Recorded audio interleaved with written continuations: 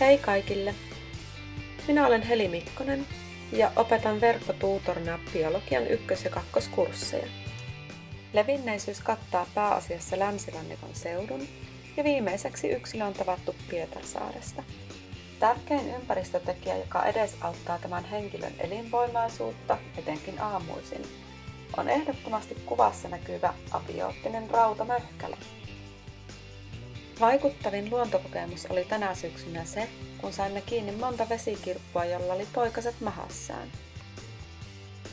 Näimme, kun poikaset syntyivät ja alkoivat syömään ruokaa.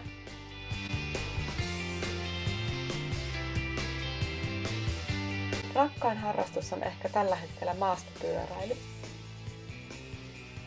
Kulunut kesä menikin ympäri Suomen metsiä maastopyörää kuljettaessa. Tässä näette tyylinäytteen esteiden ylityksestä.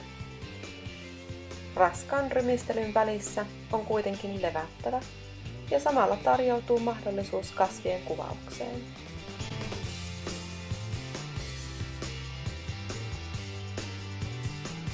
Nimikkoeläimekseni valitsen perheemme kääpiövillakoira Pinkin.